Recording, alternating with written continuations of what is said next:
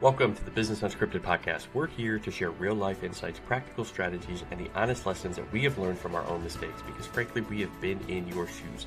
So whether you need help with operations, accountability, financial knowledge, sales, or maybe just getting your mindset right, we are here, and this is the right spot for no-fluff conversations and tools that work.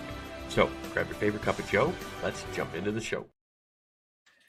Let's jump into the show as that famous, amazing, wonderful-sounding man on the voiceover says, grab your favorite cup of joe. Let's jump into the show. It's another Friday morning, so it's Business Unscripted. We're here for episode 71. If you're a business owner, aspiring business owner, maybe you have some questions, you're going through some things, you're in the right spot because we're here to share our lessons, things that we've gone through, experiences, things that we're doing right now, as well as things that we help our clients with on a weekly, daily, monthly basis to get over the obstacles that you may be facing in your own business so you can learn from us so that you don't have to experience those things long-term like sometimes we have. So you're in the right spot. Duarne, another episode, brother. Welcome. Hope things are going well on the other side of the world. Oh, you're muted. Oh, so this is why you go live, right? We're, sometimes you have these technical issues. So Duarne's muted, but he's unmuted now. How are we doing? That's so crazy, right? We were just talking. Pre-show, not muted. I don't know why it muted me. Gotta love technology. Yep. So, we're doing all right here. I just checked Facebook feed earlier and a bit of localized flooding around the area. Thankfully, we are not flooding this time. So, prayerfully, that is a good thing for us.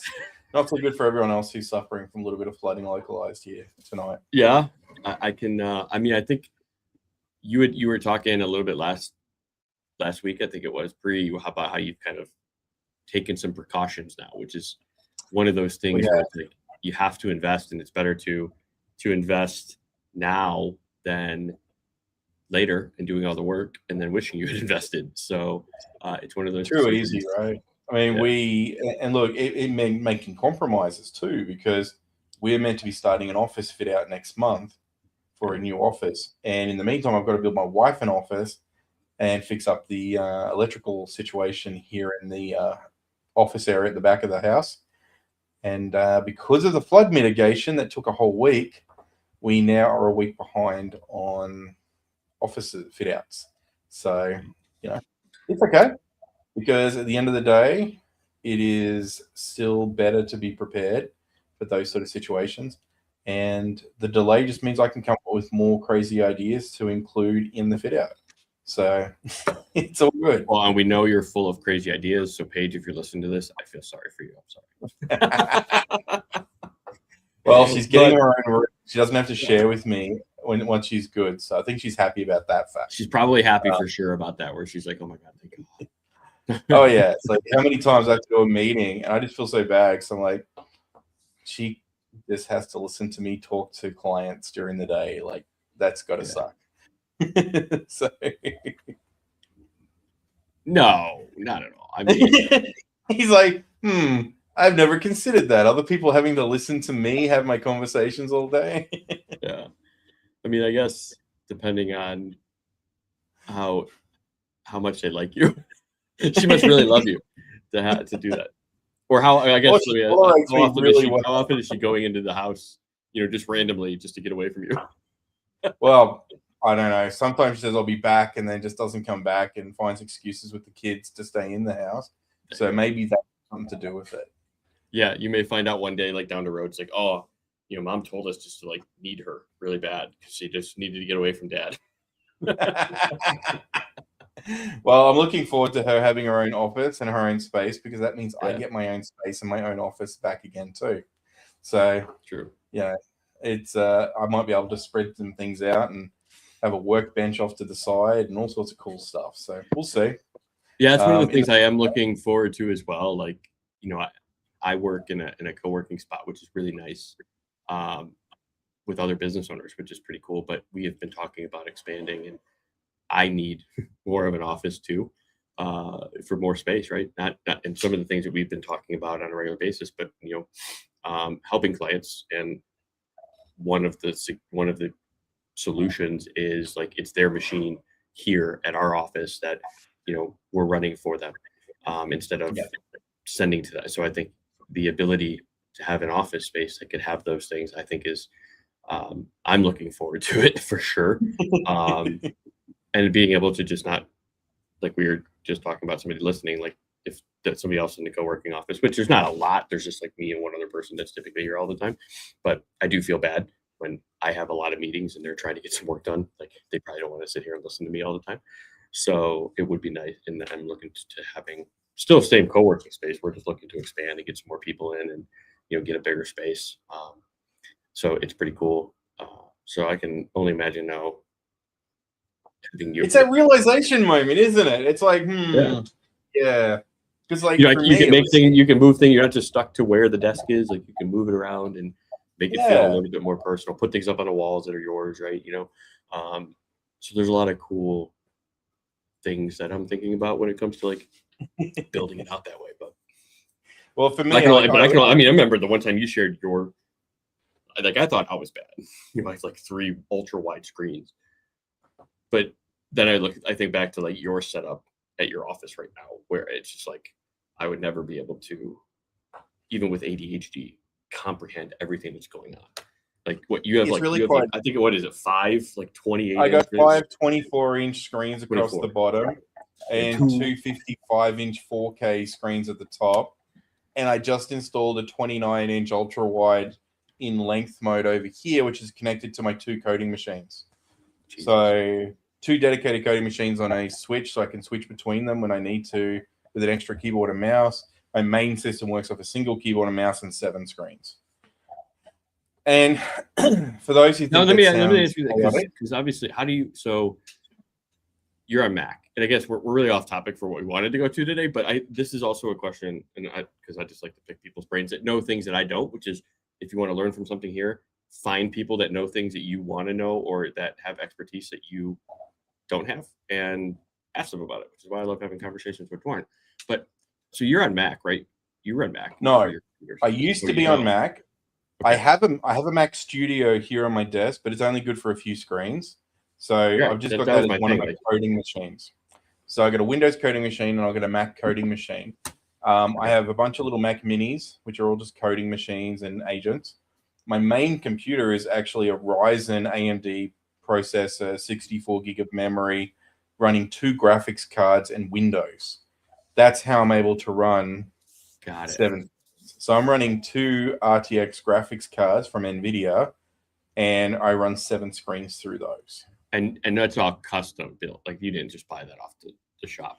Yeah, no, I bought all the parts, built it myself, and then set it up. And it's been pretty rock solid for a couple of years. I used to build computers back in the day. That was my thing.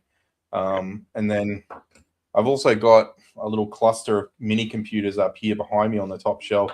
There's about 17 of them up there at the moment, another 10 to go in. And those are just little Linux machines, which are set up as virtual machines.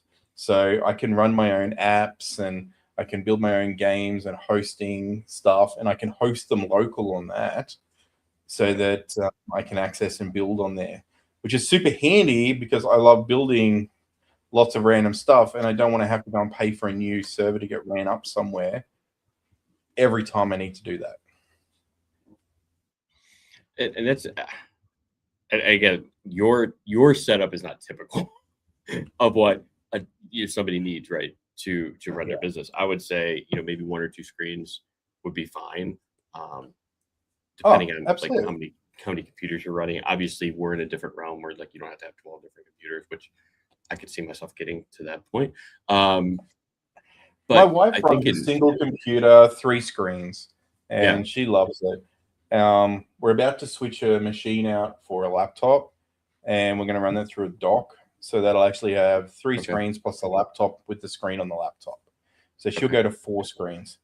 But so let me ask you a good question that people may be like, if they're just getting into it, or maybe they're questioning, like you've used both as a small business owner, like what would you suggest to them, versus Apple versus Mac, or sorry, that's the same thing. Mac versus like a Windows machine as their main system that they're going to be working on a regular basis. Like, how would you advise somebody or tell them what to choose?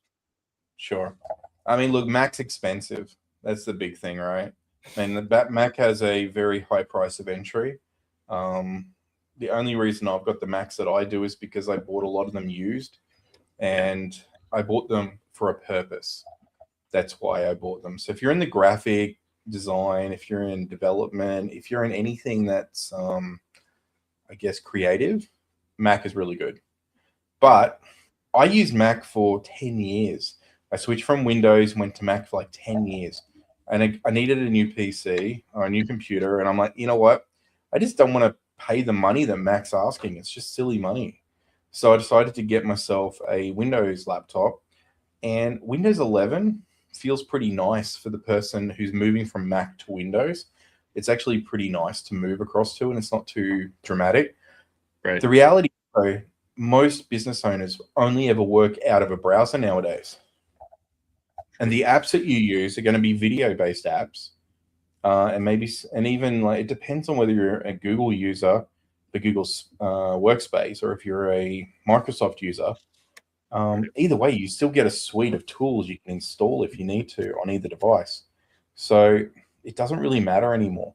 The biggest key is whatever the biggest bang for buck you can get, the more memory you can get in a machine and the faster the speed is, the longer longevity you're going to get out of that machine. A lot of people who like going down the Mac path enjoy the fact that they can get a little bit more life out of it. So they get a little bit more use out of it because of the quality of the build and the supported operating system for a longer period of time without, slowing down. Right. And they've also got good resale value. So you can still sell them for reasonable money 4 years later, 5 years later. It's just insane. Like the resale value is really quite high compared to Windows. Windows basically just thrown away. Oh, I mean, and I'm with you. So from your advice, the Mac minis that I got are used. And I haven't had any issues with them. You know what I mean? Yeah. And they're like, one of them I had bought about a year ago or whatever. And it's like even like the older generation, not the M chip, which I probably would have chosen an M chip if I needed to at the time, but it's beyond the point. But even the second one I bought, that's got I think the M1 or the M2 chip in it. I mean, I haven't had any issues with it. And I think it's like a 21 or a 22, something like that. So, you're talking 4 or 5 years old, and it runs my business on a regular basis. And it didn't cost me an arm and a leg like it would have if it was, cheap or, a couple years old from Windows. And when you talk about resale value, like that's true, because I had a gaming laptop that was a Windows, and I think I spent $1,900 on that thing, brand new during, I think it was right after COVID, because you couldn't like get the Xbox anywhere when I was trying to upgrade. And then I think 4 years later, I got like a $90 on a trade-in for it. And even then, like the resale value on it, was maybe 150. Whereas a Mac, you can go now and you can find MacBooks that were $1,500, $1,600, $1,700 brand new that are still selling for $400 or $500 that are older. You know what I mean? So 100%. It's like, and that's where I think my MacBook Pro I bought 4 years now when I first started the business, and I think this thing was like $2,000.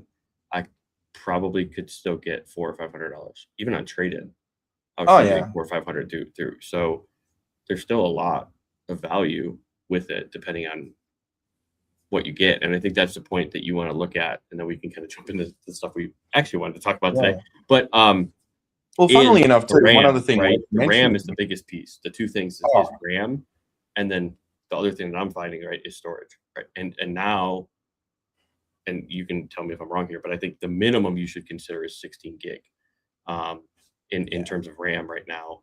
And then if you're going to be doing a lot of like workflows and processes and things like that, you even want to start looking at like 24, 32.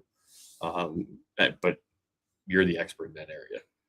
Yeah, I mean, if you're a heavy Chrome user or a heavy browser user and using lots and lots of browsers, Windows is probably a better choice for you, because Windows is cheaper to get a 32 gig machine and you can have all those browser windows open. Whereas a 16 gig MacBook Air or a MacBook Pro, price is much higher on those. And whilst they're really quick at doing regular work, video editing, and all that sort of wonderful stuff, if you're not doing it, it's kind of a dead money for you. But it really also, like for me, I'm very particular with my notebooks. I really, really like Apple notebooks because the quality of their screens. It's just something about the screen quality I love, the color, the way it shows, etc.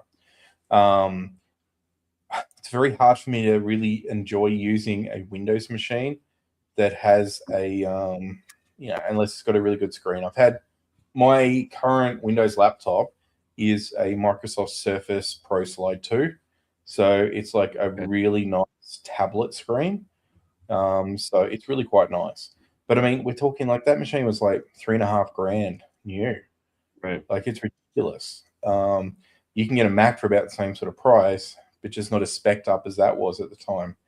For me, I've spent the money now pretty much as much as what I could have got a Windows laptop for an iPad 13-inch. It's an M2. And that's a decent iPad.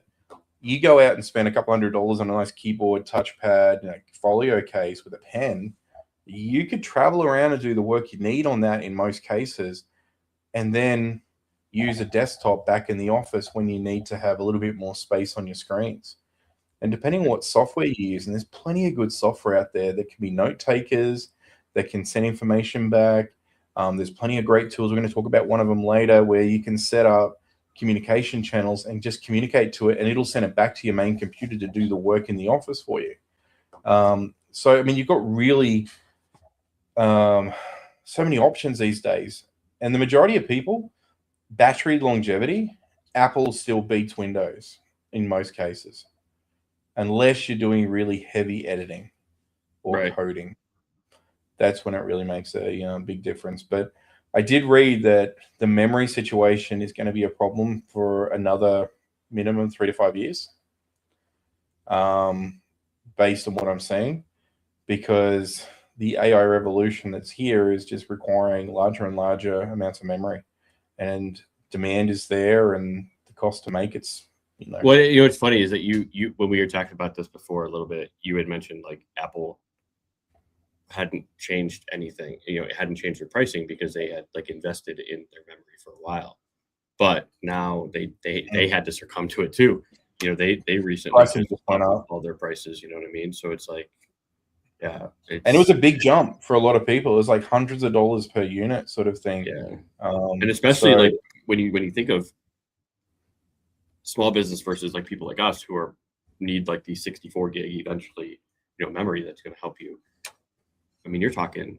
I just happened to be looking at some used, right, on eBay. These things are, and maybe they're just crazy price because people are putting them out there, but they have these Mac Minis that are like 65, 126 or 228 gig RAM with like 1, 2, 6 terabytes, but they're selling these things for like $7,000 to $13,000. Yep. Right? Like, holy cow. Like, I could never see investing. I mean, I could see it maybe down the road, but could you imagine, like, that's almost like what you could pay for an entire like Windows server setup. You know what I mean? 100%. Well, if you have a look, there's a lot of people using mini PCs right now as well. So there's a company out there called JMK Tech, and they're a Chinese-based company, and they're doing some really great things in the mini PC space. They've got a really nice AI-first chip called the Ryzen 395 Plus chip. Okay. It comes with 128 gig of memory installed in their new device. It's got ridiculously good cooling. It's about, probably about 1 foot high, about 6 inches wide, and about 2 inches deep. It's very, very slimline. It can be stood up and just sat off to the side as a tower. And it's got 2 heat distribution chambers in it to help with the cooling. That unit sells for about $4,000. Wow. Right, for a 128 gig unit. Now, if you do localized AI coding on it, or a localized AI usage on it, It's about as effective as a Mac Silicon, so a Studio with 128 gig of memory, which is what you're describing there before. And that's going to set you back for one of those units around about Morning, Brian. 10 grand, at the moment with current memory pricing. So like I spent 2 grand on a used Studio with 64 gig of memory here. And it's just, they're so rare to find. And again,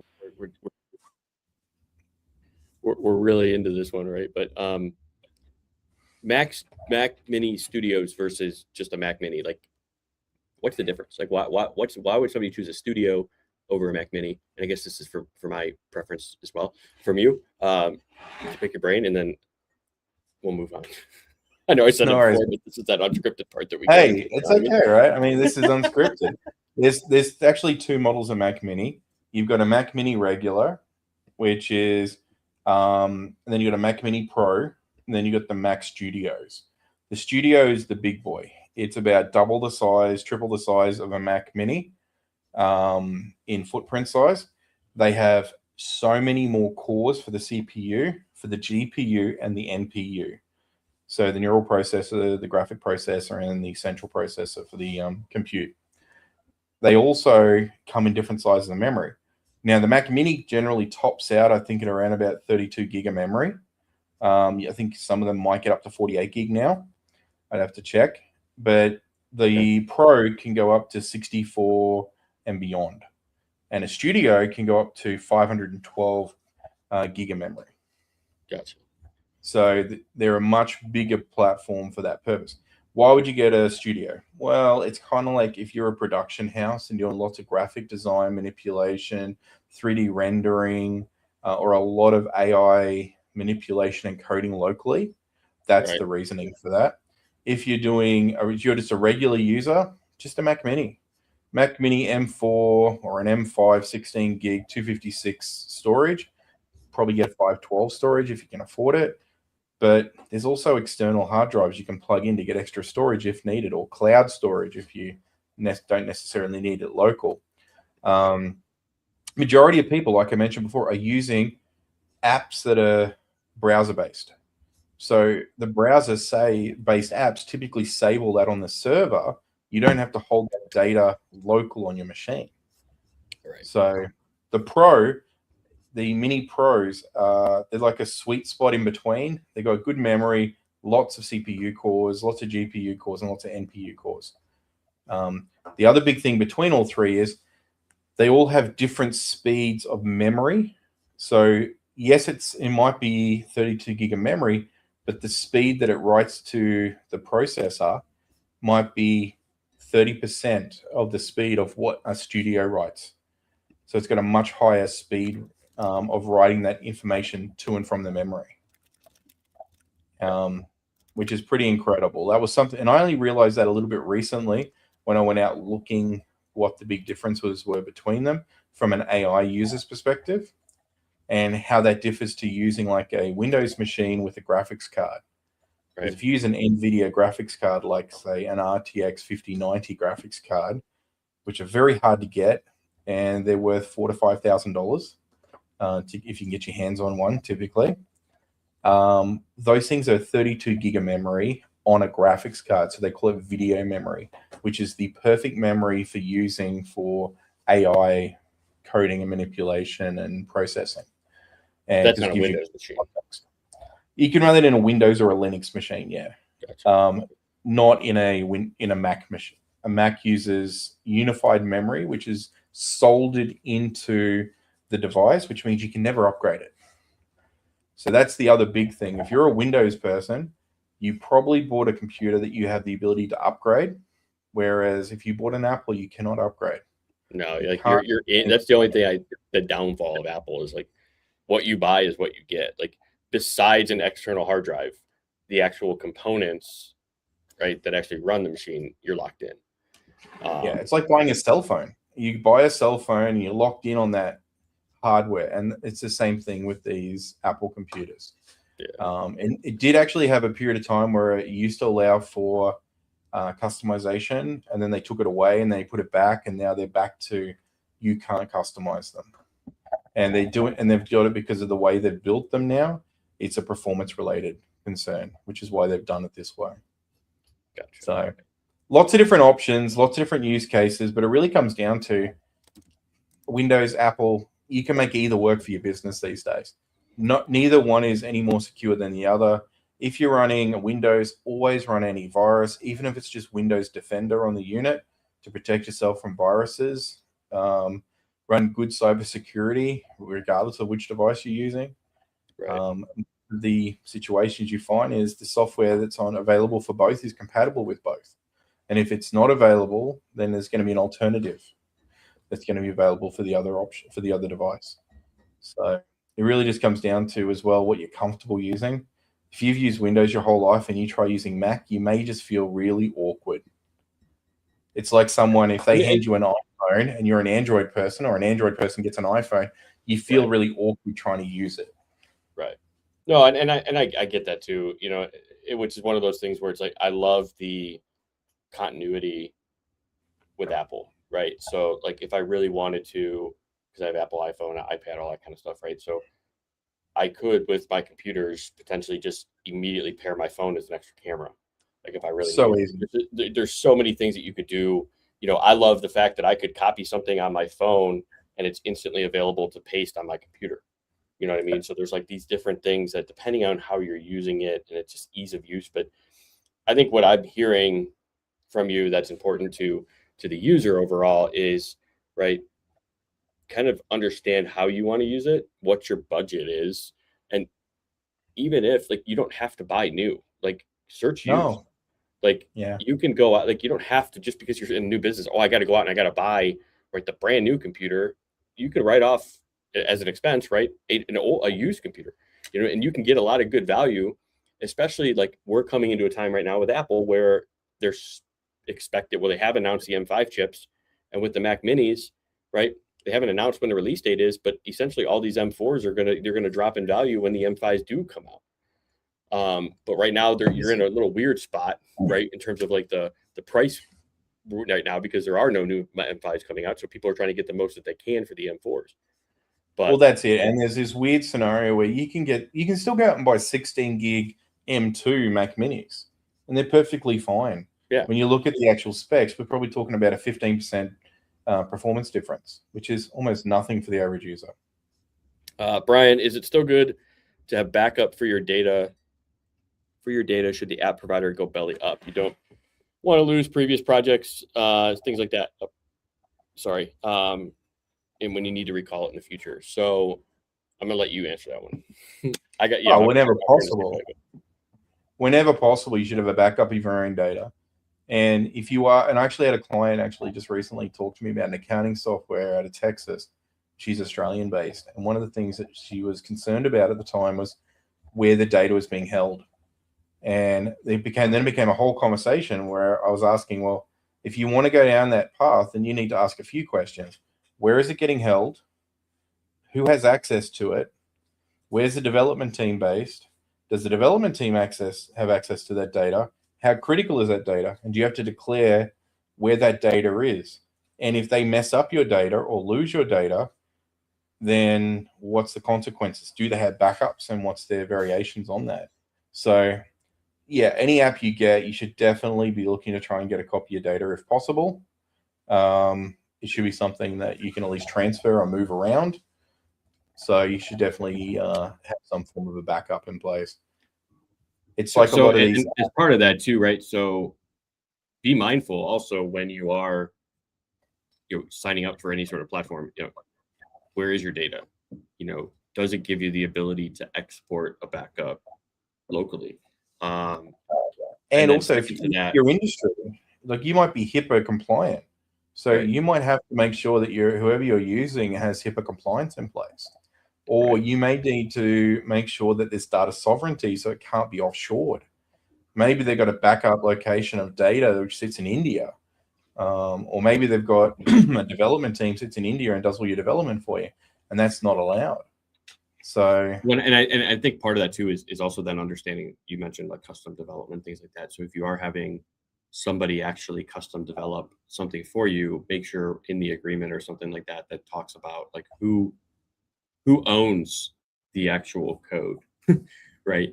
And I'm sure, you know, I've had conversations with clients too. So there's obviously two ways to do it. One, you can create something specifically for your business, which means you should have in writing that when the project's complete, the code is yours. They don't have any right to the code anymore.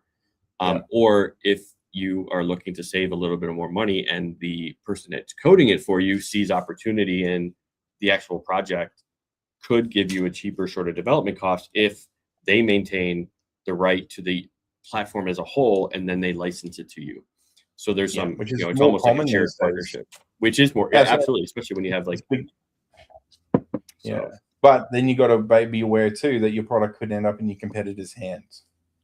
Correct. So the product that you've gone and had the great idea and had someone else go out and build could end up somewhere else. But then to keep that in mind too. But then there's a big long, I mean, I guess we can go down the road, right? The idea there would be, you know, negotiating into the agreement how long maybe specific aspects of that are only exclusivity, right? So, you know, maybe you have exclusivity to specific pieces that are your ideas that you gave to them for a period of whatever, X amount of years.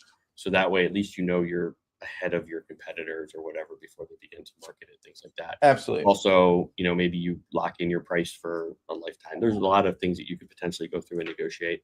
There's one thing to keep in mind too, Dave, is that in the world of software development, you only have to change, I believe it's 10% to actually have something as that's no longer a copy. So if you change 10 to 20% of the code, because by the time you build something, if it takes 12 to 18 months to build something, for example, by the time you go from idea concept through to launch, there's probably going to be better ways of doing parts of the project along the way. And you're not going to go back and redo parts that were already done because it's already been a milestone that you passed. So in a lot of cases, if you have an unscrupulous developer, they may just go out and rebuild the whole thing in a smarter, more compact solution for you, for someone else, and then sell it as a similar product that does the same functionality but different. So therefore not breaching any form of copyright. So what I'd say, if you are getting custom development done and you are cautious about that sort of thing, is just make sure you talk to a lawyer. Make sure you get some contracts drawn up so that there is a little bit of exclusivity in what they're building for you. But be aware that if there is, it's like anything with exclusivity, you have to pay for the, pay for it. It's going to be a cost related to it. It's going to be higher because developers are going to want to try and reuse portions of the code. They might want to try and reuse components. It's a question I hear a lot that I've gotten. A question was actually submitted about it. It's like, should I build a custom tool or should I just buy a software that's already out there? And in reality, like it really comes down, like if your funding is limited and there's something out there that fits your needs, I would always go to, like, the default is like buy something that's already there or, you know, invest in that aspect. However, I would say as you begin to grow, you're probably going to see there's a couple things like in any platform that you wish could be, you know, changed or functionality to serve your workflows a little bit better. That's where looking into kind of building something for yourself is more generalized, right? And it makes more sense because now you can take all the functionality you like from a default software or, you know, mass software and make it custom to your organization. And you have the ability to kind of change it, you know, make impacts to it, you know, add different users, whatever you end up doing. So, you know, to think of buy something versus create it ourselves, I would always obviously default to find something that's already there that fits 90% of your needs. And then once you kind of get past that and you're at a place that makes sense and you have the funds to invest in your custom, which now it's not even as much as it used to be. Like, you know, before I think custom apps, custom program, I mean, it would be, you know, 10, 15, 20 minimum $1,000 to kind of create that. Now you can find something that, you know, you could probably develop it, you know, depending on the software. You know, I've quoted a couple thousand, you know, if that. depending on it depends on the product, it right? really depends on it's all. So there's no one size fits all like pricing when it comes to a software. And this is and you know what's another thing I think we need to touch on there is get out and get to know some people. See you, Brian. One of the things that I think we need to touch on here is get involved in your industry a little bit, because there is so many times that you don't know what your competitors are using. And sometimes they're not even competitors. They're just people doing the same thing in a different region. And they're willing to mentor, share information. They've got forums and groups they can share information on. And what you might find is they've got a piece of software off the shelf that does about 80-90% of what you want. They've already tried something else. They've already got some experience that can help you stop making a mistake on the wrong software. And it's really interesting because when we start talking about software off the shelf, it's so easy to give your staff software fatigue. When you keep switching software because you want to test it, you want to see if it does what you want, and then bang, no, that's not the right one. I'm going to try another one. No, that's not the right one. There's processes and policies and procedures you've put in place and training you put in place. Eventually, people will stop caring and they'll just won't learn any of it because they're like, well, we're just going to change it again anyway in a couple of months. So what's the point?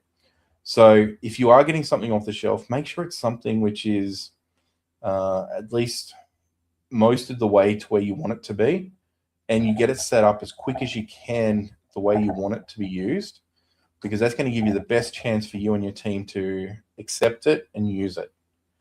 And like you said, like make sure that it's usable and the pieces, I guess, and like you may look at a software and 90% of it works, but the 10% could be the most impactful 10% that you need to run your business most effectively, right? Yeah. So you also got to be mindful of what is missing, Exactly.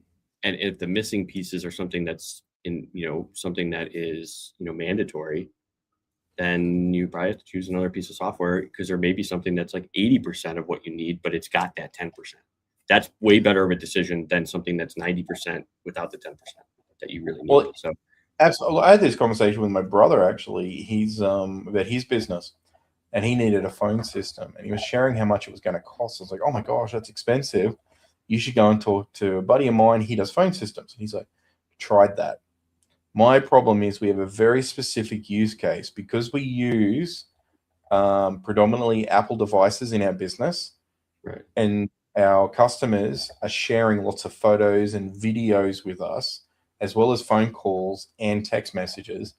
I need a phone system that can handle all of that, just like they were communicating to a single Apple phone, but to my whole team. And he found one, but it was a cost of about $750 a month, which is about 10 times more than what a regular phone system should cost. Right. On a monthly basis for his size team. And I was like, wow. Okay.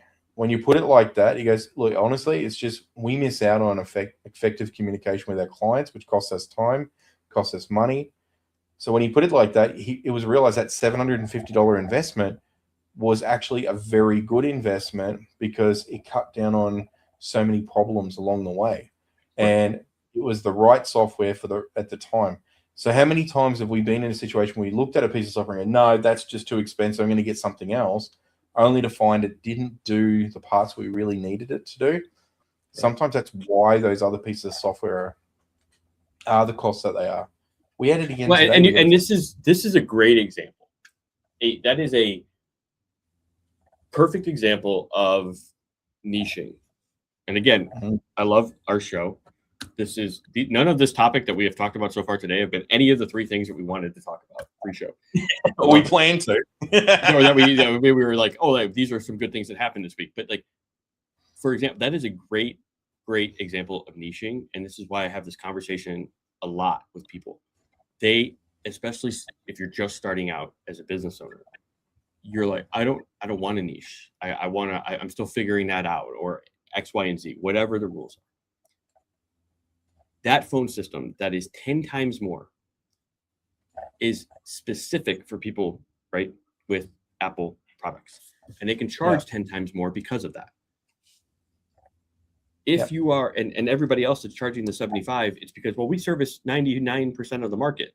So we can only charge this because we're competing with price on everybody else, right? That's the problem if you don't have a niche in your business. So if you pick 2 or 3 niches and how you become an expert at that, and you message to that specific market, now you can charge more because you only work with that specific market and you show the results for that market, which is who that person is.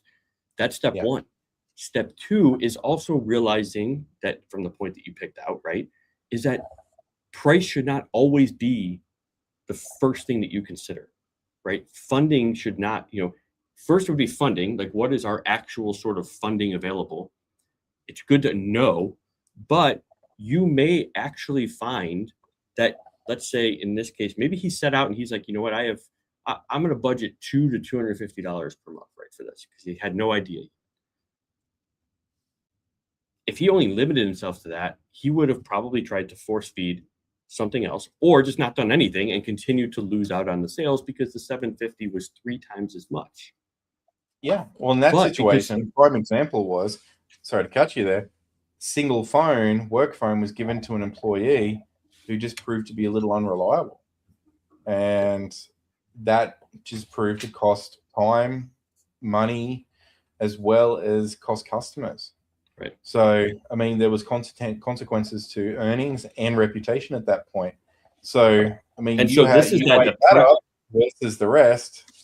Yep. This is that prep, right? He knew these things. He knew the errors of what he needed to solve, right? Yeah. And so I think a lot of people go to a software and they don't think as in depth about it. Like, what is this? What is a problem that I'm trying to overcome? And what are the outcomes of the problem that I'm facing right now? And this is kind of twofold. It's one, if you're looking for something in your business, but 2, you should start thinking of these as you're selling as well, because it's how you're going to help people see the value in what you do. Absolutely. In this case, right, he knew he was losing customers. He knew he was getting bad reviews. He knew things were slipping through the cracks, X, Y, and Z. And he knew the value of those things. So when he was given the, hey, this is $750 a month, he was now able to analyze, all right, I only budgeted $250 for in the example. It's now $750. What is the loss? What is the value of the loss that I'm facing right now? Right? Recurring, new, customer relations, all of that kind of stuff. And as you mentioned, he's like, it was well worth it because of the fact that he probably realized he was losing 3, 4, 10 times that a month by having the current system. So it's a good investment to say, all right, you know what, I'm going to go 3 times over because I know I'm going to get this much back as an ROI. And that's the important piece of being able to, when you're on the purchasing side, know that up front.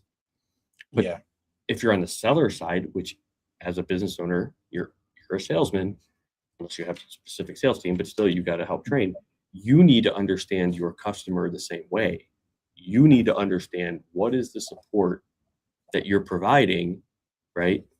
What are the problems that I'm helping them overcome? And what is the typical, cost savings? And sometimes you're not going to understand all of that right away. But this is why you have to ask those types of questions in your conversations with your prospects so that they can tell you. And while they're telling you, they're persuading themselves, and they're also giving themselves the information. You didn't force feed it to them. Even if you know the answer, think of, you're a doctor, right? You are a doctor in the conversation. A doctor doesn't come in to you in the well visit room and immediately come out and point out everything that they think is wrong with you based on the limited information that they have, right? They come in, they ask questions about what are you feeling, where are your symptoms, where's your pain. They start poking and prodding at things, and you're telling them what's happening, and then they're able to diagnose. That's kind of what you're like when you're in these first, second, third meetings, depending on what your sales process is, with your prospect. You're poking and prodding in a gentle way, in a concerning way, where hopefully. Hopefully, you're not sounding like you're reading off a script or anything like that, but in a way that's helping them see the lost value, their time being eaten up, and the money that they're losing or they could make in their own words, if they just had more time to do it, by a solution that you may or may not be able to provide for them. Because remember, you still aren't locked in.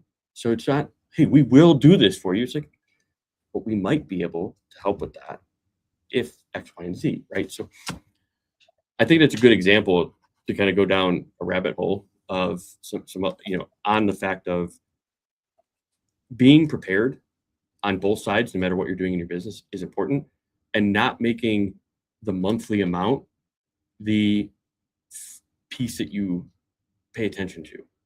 Because in some cases, it does make sense to maybe invest a little bit more because it's more supportive for your business. You know what I mean? So that's kind of what I heard from that scenario. So I just want to kind of share that, that example. I totally agree with that. We had a scenario just this week where we went out and had a meeting with a local business owner about a particular business that we're looking at building a system in. We've already planned out the system and we presented it. They loved it. They thought it was great. And we sent the proposal out the next day. Everything was very clear. And then we get a phone call going, why am I have to pay every month? Why is there a subscription? This is, and it was interesting because my wife Paige took the call, and the Paige used the scenario of, well, it's like Netflix. You sign up to Netflix. If you stop paying Netflix or unsubscribe, you lose access to Netflix. Right. So I lose the booking system that I'm going to be relying on. Well, it's more than just a booking system, but yeah, you would lose access to the booking system. Why can't I just own it? Well, sure you can, but you just have to pay for that. If you want to own it up front rather than licensing it like we talked about earlier, there's a much, much larger cost. And additionally, there was all this other value thrown in, like we were doing logo concepts right at the beginning in the first meeting and winning over some really big, wins with her and her team. And I just said to Paige after a call, I said, you know what? If she doesn't get it, that's cool. Let's just withdraw the proposal. Because at the end of the day, we've already spent 2 hours on site explaining it and going through it and got handshakes that it was all great. We sent the proposal and it was all very clearly laid out in there. And we had that call and it was laid out, and she just kept pushing for a lower price. But you know what? She doesn't understand our value. It's okay. I'm going to pull the proposal. So I pulled the proposal. And do I feel bad about it? Nope. Because I basically made the decision that my value was at the price that I'd quoted it, and that I couldn't negotiate on that price just to win a deal, because I'd end up regretting it in the future. I've been there. I've done that before. Right. So yeah, we've all been there. I've been there where I'm unwilling to negotiate at that point. Yeah. At early on, when you're in the wrong mindset of I just need money, you're willing to look at and again, this is my error of my ways. I always went into a conversation like I have to sign clients, right? I'm trying to build a business. I need to make monthly income, blah, blah, blah, blah, blah, right? And so it's just like, oh, okay, $1,000 too much. What about 500? Or, and I would negotiate, and then they're the most painful clients. I'm not like, in all honesty, if you're giving somebody that, if you think of all your clients, this is the 80-20 rule. We talked about this before, 80% of your revenue and your net profit probably comes from 20% of your customers, which is a reality. The people who are probably your least problem clients are the ones that didn't negotiate on price because they saw the value and they're seeing the value and you're giving them the output. The people who are your problems are the ones that negotiate on the price because it may not be that they don't see the value. It's just that they put too much on money that they're spending, and they want to negotiate down and feel like they're getting a deal. And I know we've talked about it in the past about if somebody wants to negotiate price, like I'm okay, like depending on their situation and knowing their business. Yeah. If they can't do the full package, okay, well, tell me what's important to you from this, and then I can negotiate, and then I'm negotiating scope as well. Like if they want to negotiate the investment, I'm also going to be negotiating with them the scope of the project, because if you want to invest less per month, I'm more than happy with that. But you're not going to get the same amount of effort on my end. right? So let's say, your package or your program includes a meeting every week or every other week, but they want to negotiate, okay, well, I can do a monthly meeting and it's X, Y, and Z, right? So you're not having to give the same amount of effort to those clients, because it's also not fair to your clients that are not a problem to you, that they're paying the full price and your problem clients are paying cheaper. Oh, that's it. And they're getting more of your attention. And this is the thing. And this wasn't just a light decision. This is after being instructed to follow a process of communication, which they refused to follow 3 times in the same day, due to we were in other meetings. So it was just like, you know what? We can see the signs. Let's just make the decision now and not push forward. Yeah. And you feel good about it. But it's understanding your value. It's understanding that when you put forward your solution, that your solution can be the best solution. It can solve all their problems. But if they don't see the value, like we were just talking about before, like my brother saw the value in what he was getting through our other software package, it made sense. And this is where you got to make the mistake. Yeah, finish your statement. Sorry. You got to make mistakes sometimes. They got to go the wrong way.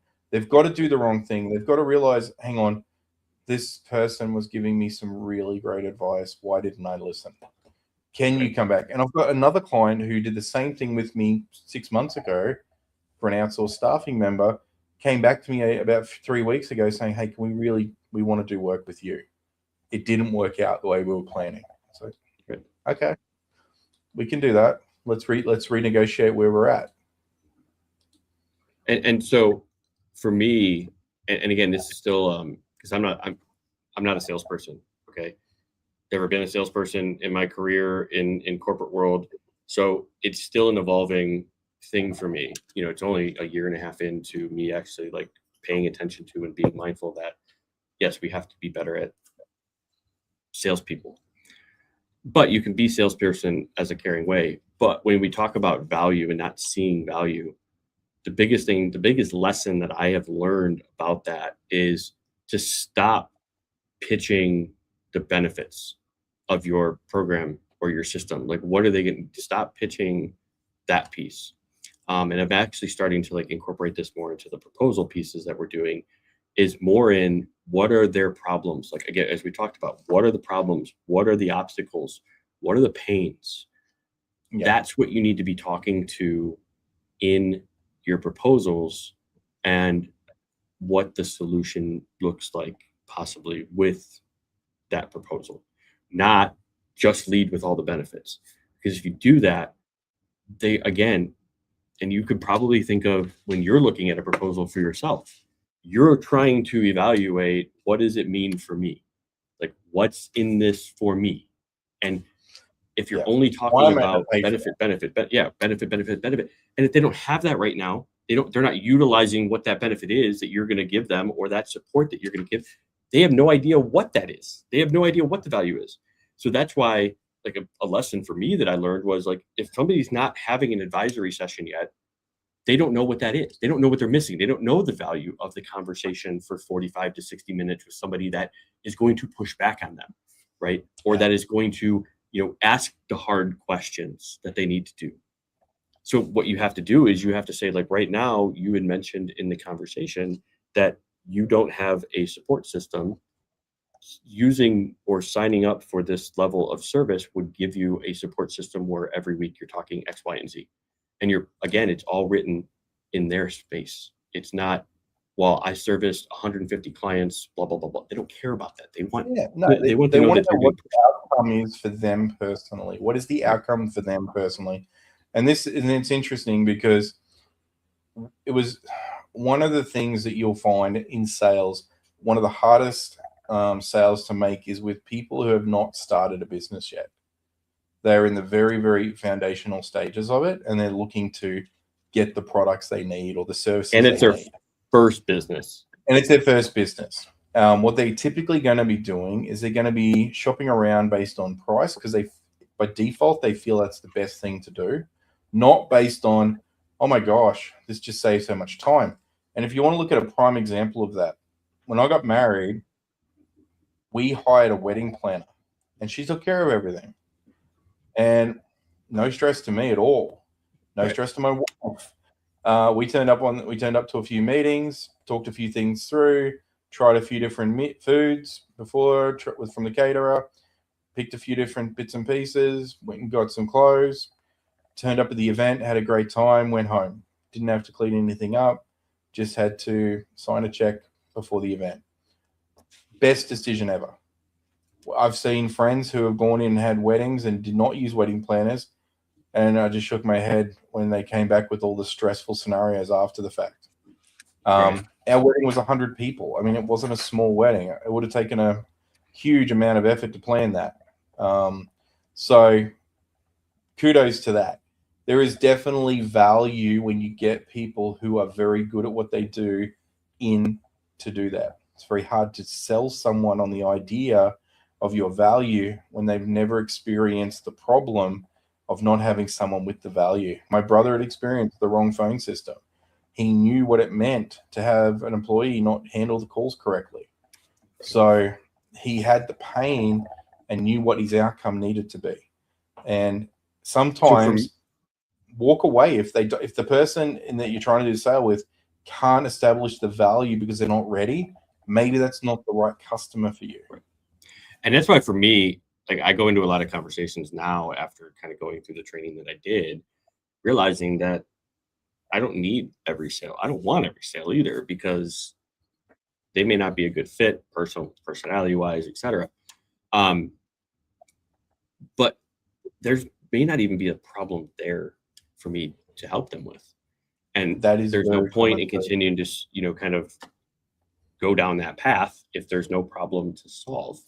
And what I'm trying to, mentioning like the value piece, the thing that I'm trying to like be introspective about is when I do get that sort of response, kind of looking back at that process and figuring out, maybe going back to the notes from the exploratory call or looking at the proposal and performing an internal audit analysis of, did I not focus enough on them? Because again, it's a learning process for me. I'm only a year and a half into this in terms of, understanding truly what a salesperson is and how to be a salesperson.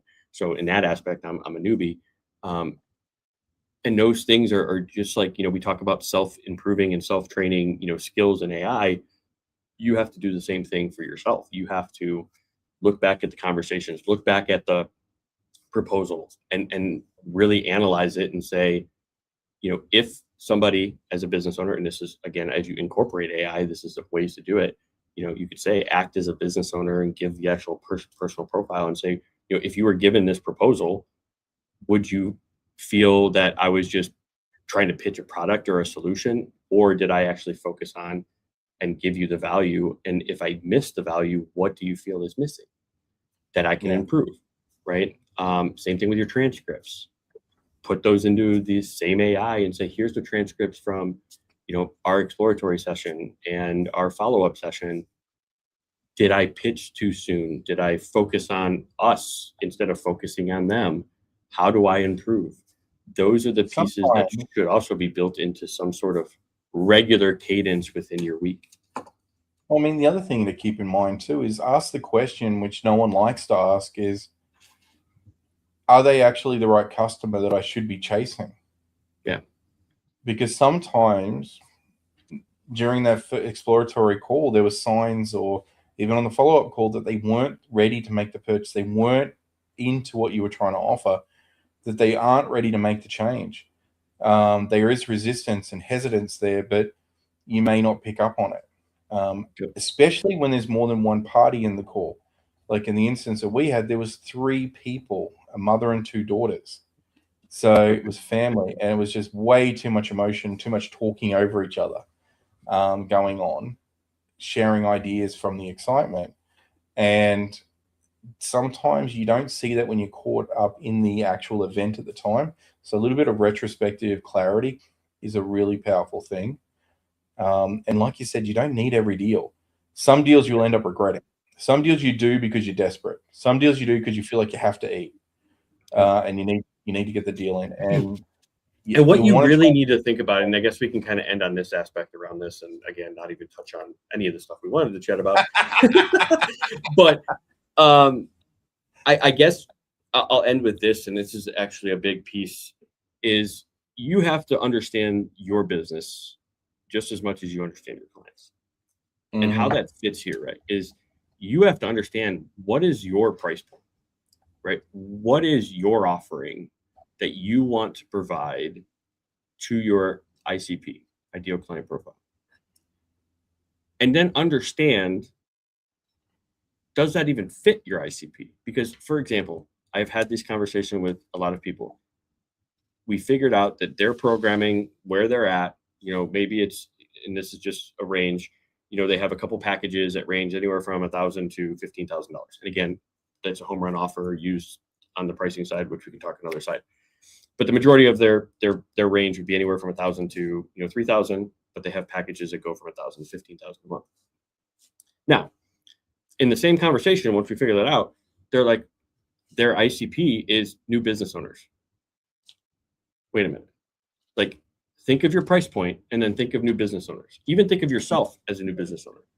Did you have $1,000, $3,000 a month to invest in some sort of program or support system? 99% of you probably didn't, just like me, and probably you, Duarne. When you guys started out, you probably didn't have that. You were trying to bootstrap. No. So exactly, you're right. You can't fit that into an ICP that's brand new business owners because they don't have the money, right? So if you're like, I service people that are under $250,000 a month, great. So $250,000 companies, the average net profit of a company is anywhere from 10 to 15%. So in that case, that net profit of a $250,000 a year company is $25,000 to maybe $35,000 or $40,000, and you want them to invest $1,000 to $3,000 a month in your support system. Okay, that's $12,000 to $36,000 a year. Do you realize how much of their net income that they're taking home right now they have to give up if you're not showing them the value and all this kind of stuff, right? For them to give up, right? Got to be return on investment. You know what I mean? Without a proven return on investment, without any of that value and stuff that you're showing them that they need to do to continue to grow. You're talking to the choir here. I get it. Like, there's a reason that you would want to invest in that area on some of these things. However, you have to realize, you have to fit it. Maybe they can't afford it. Yeah, exactly. Pick your customer, and that's the thing, right? It's very interesting when we do websites and marketing. One of the first things I do is I do that exploratory call, and they're always, "What's the price? What's the price? What's the price?" And I'm like, well, let's have a conversation first. Yeah. And it's like, well, who's your ideal customer? Who are you trying to sell this to? Who are you trying to get to come here and do this? Okay. How are you currently trying to do it? Are they the type of people that are currently coming and currently buying? And it helps me establish that conversation, and it puts them in a frame of mind where they start to realize that it's not about just putting money down on the table and making something happen, that there's a process to it. But the amount of times you find that part in sales is missed, and people sign a deal and then have to sit there and retrospectively explain everything. It's very time consuming for both parties, very stressful for both parties. Start with those first conversations and stop going in trying to sell on the first conversation. Just get an understanding of whether it's a good fit, and stop being desperate to get a sale. Just go in, meet, greet. For me, that call, that meeting I did this week was not about selling the solution. It was about pitching our system and seeing what the reaction was. And the reaction initially was very, very good. So let me ask, I guess let's hit on that really quick, because I think I don't want the wrong signal to go out. Yeah. It wasn't your first meeting that you're pitching your system, right? This was, or correct me if I'm wrong, like, you've already had conversations with them prior to this. Now it was finally getting to the point of, hey, let's talk about a possible solution, right? Or was this a first meeting that you were having with this group? This is the first meeting where they wanted a solution.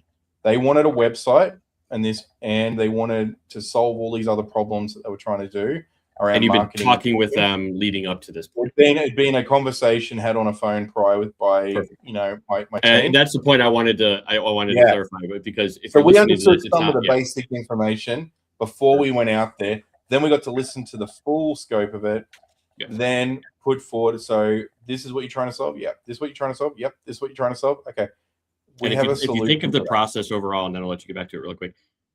The last 10 to 15% is where you should be talking about a possible solution. The first 85% of the conversation should be focused on them, asking them questions and having them answer.